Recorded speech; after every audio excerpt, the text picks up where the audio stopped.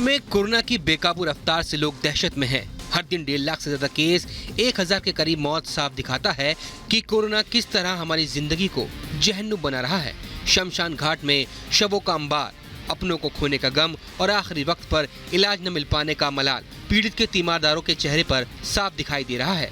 दिल दहला देने वाली तस्वीर झारखंड की राजधानी रांची की है, जहां इलाज न मिल पाने की वजह से बेटी के सामने स्ट्रेचर पर पड़े पिता ने दम तोड़ दिया। डॉक्टर डॉक्टर चिल्लाते रह गए, कोई डॉक्टर नहीं आया, कोई डॉक्टर नहीं आया, कोई डॉक्टर नहीं आया। क्या करें?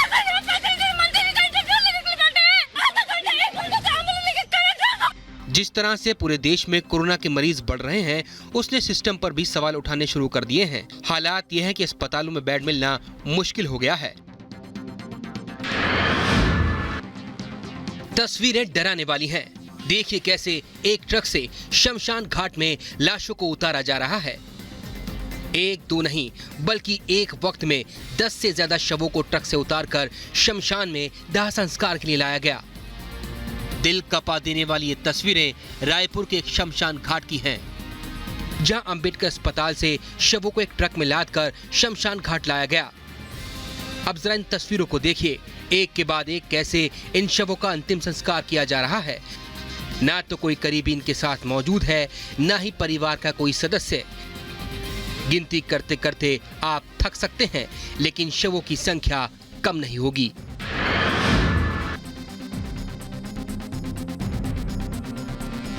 कोरोना के कहर के बीच राजधानी दिल्ली से भी परेशान करने वाली तस्वीरें दिखी।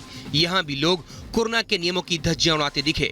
सोशल डिस्टेंसिंग की बात तो छोड़ दीजिए, लोगों ने मास्क लगाना भी जरूरी नहीं समझा। और तो और शॉपिंग के लिए बाजार में लोगों की भीड़ ऐसी कि ये सोशल डिस्टेंसिंग को भी मुंह चिढ़ाने में जुट गए हैं।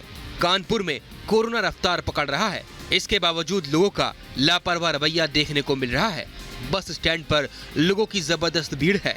इन्हें सामाजिक दूरी का ध्यान तो है ही नहीं, इनके चेहरे से मास्क भी नजरअंदाज है। और तो और बस में क्षमता से 3 ज्यादा गुना सवारियां बैठ रही हैं, जो सीधे तौर पर कोरोना को निमंत्रण दे रहे हैं। तस्वीरें राजस्थान की राजधानी जयपुर की हैं। बाजार लोगों से भरे पड़े हैं तो रेलवे स्टेशन और बस स्टैंड का भी यही हाल है। लोगों को कोई फर्क ही नहीं पड़ रहा। राजस्थान में करीब 40,000 एक्टिव केसेस हैं, लेकिन लोग हैं मानने को तैयार नहीं है। ना सोशल डिस्टेंसिंग है, ना मुंह पे मास्क है, और बाजारों की स्थिति खतरनाक है। आप देख सकते हैं कि सामने जो तस्वीरें नजर आ रही है, वहाँ पे न मास्क नजर आ रहा है, न कुछ सोशल डिस्टेंसिंग नजर आ रही है। कमोबेश यही हाल वाराणसी का भी है। यहाँ भी लोग कोरोना को लेकर बेपरवाह दिखे, लेकिन जैसे ही रिपब्लिक भारत का कैमरा नजर आया, लोग बिल्कुल सावधान की मुद्रा में आ गए। क्यों लापरवाही कर रहे हैं? अब अकेले कभी कभी जी घबराने लग रहा है, जिस वजह से सरकार दिया। डर नहीं लगता है कि कोरोना के इतने मामले बढ़ रहे हैं? डर नहीं लगता? नहीं, डर क्यों नहीं लगता है? बड़ा सवाल यही है कि आखिर कब समझेंगे हम, कब मानेंगे कि खतरा अभी टला नहीं है।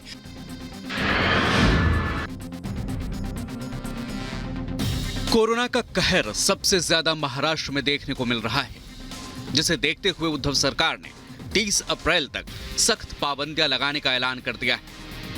साथ ही महाराष्ट्र में कल रात 8 बजे से धारा 144 लागू कर दी गई है। इस दौरान दुकानें, मॉल, शॉपिंग सेंटर बंद रखने के आदेश जारी कर दिए गए हैं। वहीं पूजा स्थल और स्कूल कॉलेज बंद रखने का भी फैसला लिया गया है।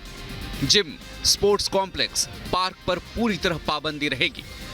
हालांकि इस दौरान जरूरी सेवाएं, बैंक, अस्पताल, दवा दुकान, पेट्रोल पंप खुले रहेंगे।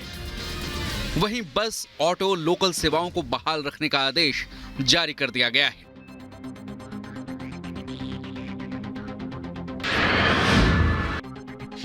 कोरोना महामारी के बढ़ते मामलों की वजह से सीबीएसई की परीक्षाओं को लेकर पीएम मोदी ने बड़ा फैसला लिया है। सीबीएसई बोर्ड की 10वीं की परीक्षाओं को जहां रद्द कर दिया गया, वहीं 12वीं की परीक्षाएं टाल दी गई हैं। 12वीं के छात्रों की यह परीक्षा 4 मई से 14 जून तक होनी थी। पीएम मोदी के दखल देने के बाद छात्रों को बड़ी राहत मिली है। केंद्रीय शिक्षा मंत्री रमेश पोखरियाल निशंक ने कहा कि ये फैसला छात्रों की सुरक्षा को ध्यान में रखकर लिया गया है। 12वीं की जो छात्र हैं, इसको अभी स्थगित किया है। 31 मई तक इस परीक्षा को उनका स्थगित किया है। दिल्ली के मुख्यमंत्री अरविंद केजरीवाल, कांग्रेस महासचिव प्रियंका गांधी वाड्रा ने भी इस फैसले पर खुशी जाहिर की। केजरीवाल ने कहा कि इससे लाखों छात्रों को राहत मिलेगी। दिल्ली के शिक्षा मंत्री और डिप्टी सीएम मनीष सिसोदिया ने केंद्र सरकार के फैसले को सही बताया है। कोरोना महामारी के बीच राजस्थान के जयपुर से चौंकाने वाला मामला सामने आया है।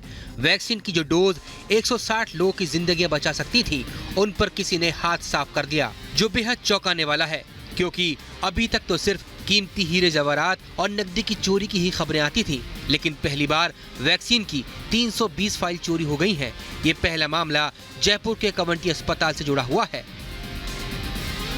हालांकि अगर वैक्सीन को चोरी करने वाले लोग इसे ब्लैक मार्केट में बेचते हैं, तो भी उन्हें या फिर ज्यादा पैसे देकर टीके लगवाने वालों को कोई खास फायदा नहीं होगा, क्योंकि हर व्यक्ति को अभी वैक्सीन की 2 डोज लगती हैं, तब जाकर वैक्सीन रूटीन पूरा होता है, क्योंकि वैक्सीन का रिकॉर्ड उसी अस्पताल में दर्ज होता है जहां टीके की पहली खुराक दी जाती है। यूपी सीएम योगी आदित्यनाथ को कोरोना, मंत्री और कई अफसर भी हुए कोरोना पॉजिटिव। अखिलेश यादव भी हुए कोरोना के शिकार। कोरोना की रिपोर्ट पॉजिटिव आने के बाद मुख्यमंत्री योगी आदित्यनाथ ने खुद को आइसोलेट कर लिया है। योगी आदित्यनाथ ने ट्वीट कर खुद इसकी जानकारी दी है। योगी ने लिखा है कि मैंने कोविड की जांच कराई और मेरी रिपोर्ट पॉजिटिव आई है। मैं सेल्फ आइसोलेशन में हूँ। योगी आदित्यनाथ चंद दिनों पहले ही बंगाल के जलपाईगुड़ी से रैली कर लौटे थे। पिछले हफ्ते उन्होंने दार्जिलिंग में भी रैली की थी। योगी आदित्यनाथ के अलावा समाजवादी पार्टी अध्यक्ष अखिलेश यादव भी कोरोना के शिकार हो गए हैं। 2 दिन पहले ही अखिलेश यादव हरिद्वार गए थे और कई साधु संतों से उन्होंने मुलाकात की थी। अखिलेश यादव ने ट्वीट कर लिखा कि मेरी कोरोना रिपोर्ट पॉजिटिव आई है और मैंने खुद को आइसोलेट कर लिया है। घर पर ही उपचार हो रहा है। कोरोना किसी को भी नहीं बख्श रहा है, चाहे अमीर हो या फिर गरीब। कोरोना का नया वेरिएंट टेस्ट को भी धोखा दे सकता है। यानी अगर आप कोरोना के इस वेरिएंट से संक्रमित हैं और टेस्ट कराते हैं, तो मुमकिन है कि आपकी रिपोर्ट नेगेटिव आए। अब सवाल है कि अगर आरटी-पीसीआर टेस्ट में भी कोरोना संक्रमित होने की पहचान नहीं हो पा रही है, तो नए स्ट्रेन का पता आखिर कैसे चलेगा? दरअसल नया वेरिएंट सीधे फेफड़ों पर असर डाल रहा है। मुंह या नाक से सैंपल लेने से रिपोर्ट नेगेटिव आती है। नए स्ट्रेन का पता 2 जांच से चल सकता है। पहला टेस्ट है फेफड़ों का हाई रेजोल्यूशन सीटी स्कैन और दूसरा ब्रोंको एल्वियोलर लेविस टेस्ट यानी बीएल टेस्ट। ऐसे में जरूरत है लापरवाही से बचने की, नहीं तो आपकी यही लापरवाही आपकी जान पर भारी पड़ सकती है। मध्य प्रदेश के शिवपुरी के जिला अस्पताल में एक कोरोना मरीज की मौत के बाद जमकर हंगामा हुआ। आईसीयू में भर्ती एक मरीज की मौत हो गई। मृतक के परिजनों का आरोप है कि कोविड आईसीयू में तैनात स्टाफ और डॉक्टरों ने रात के समय उनके पिता का ऑक्सीजन हटा दिया था, जिसके चलते उनके पिता की मौत हो गई। इस घटना की सीसीटीवी फुटेज भी सामने आई है, जिसकी जांच की जा रही है। मृतक के परिजनों की मांग थी कि सीसीटीवी कैमरे की पड़ताल कर आरोपी स्टाफ के खिलाफ कार्रवाई की जाए। उसके बाद ही वो मृतक के शव को अंतिम संस्कार के लिए जाने देंगे। अस्पताल प्रबंधन ने लापरवाही मानने से इनकार किया तो परिजनों ने हंगामा कर दिया। मामला बिगड़ता देख मेडिकल कॉलेज के अधीक्षक ने 3 सदस्यीय डॉक्टरों की एक टीम का गठन किया है, जो 48 घंटे में जांच पड़ताल के बाद अपनी रिपोर्ट सौंपेगी। बुधवार को पश्चिम बंगाल की सीएम ममता बनर्जी ने कूच बिहार के माताभंगा कस्बा का रुख किया। यहाँ कोई चुनावी रैली या जनसभा नहीं थी, बल्कि दीदी की इस उड़ान का मकसद हिंसा में मारे गए लोगों के परिजनों के दुख पर मरहम लगाना था। सो ममता बनर्जी मृतकों के परिजनों से मिलने शीतल कूची पहुँच गयी और लगे हाथों दोषियों के खिलाफ जांच के अलावा 5 शहीद बेदी बनाने का भी ऐलान कर दिया। सबसे दुख হচ্ছে এইটুকু বাচ্চারা মারা গেছে, মানে এত অল্প বয়স। একজনের তো আমি দেখলাম বউ প্রেগনেন্ট, এনি টাইম বাচ্চা হবে। हालांकि चुनाव आयोग की तरफ से शीतल कूची में 72 घंटों तक नेताओं के आने पर रोक थी, जिसकी वजह से चुनावी हिंसा के 3 दिन बाद ममता दीदी यहां पहुंच सकीं। ममता ने साफ कर दिया है कि शीतल कूची में मारे गए लोगों को वो इंसाफ दिलवा कर रहेंगी। पश्चिम बंगाल के कूच विहार में 10 अप्रैल को हुई हिंसा का नया वीडियो सामने आया है। टीवी पर पहली बार कूच बिहार की हिंसा की तस्वीरें रिपब्लिक बांग्ला ने देश के सामने रखी। 11 मिनट के इस वीडियो में हिंसा का पूरा सच है। वीडियो में साफ दिख रहा है कि उस दिन उन्मादी भीड़ ने हिंसा का पूरा तांडव किया। भीड़ लाठी डंडे लिए हुए है। सुपर एक्सक्लूसिव तस्वीरों में दिख रहा है कि 10 अप्रैल को भीड़ ने बूथ पर कब्जा करने की कोशिश की थी।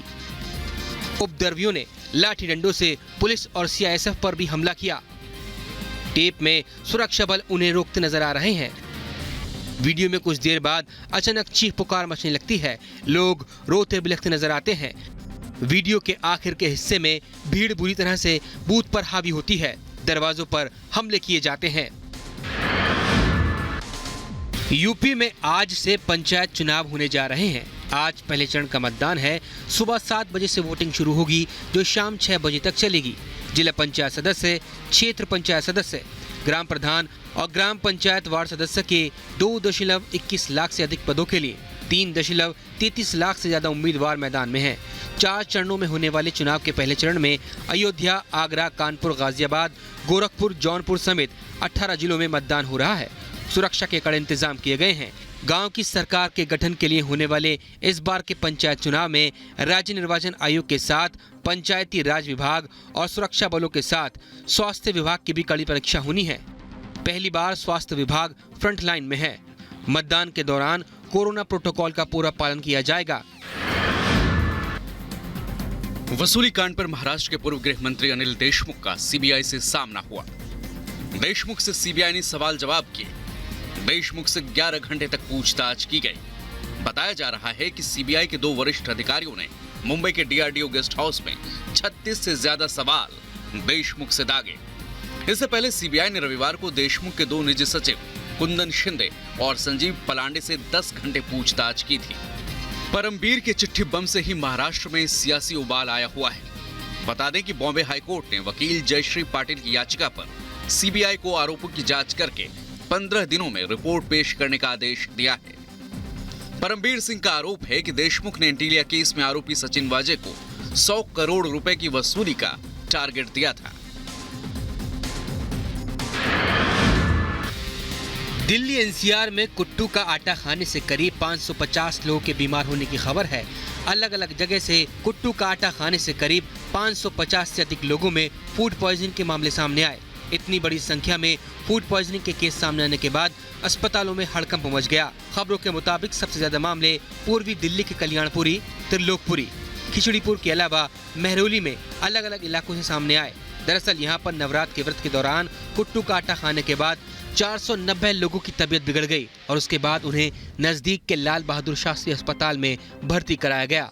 डॉक्टरों की माने तो मिलावटी आटा खाने के बाद ज्यादातर लोगों को उल्टी, दस्त शुरू हो गए और पेट में दर्द की शिकायत हुई। वहीं ग्रेटर नोएडा के गांव जॉन चाना में भी कुट्टू का आटा खाने से करीब 15 लोगों की तबीयत बिगड़ गई।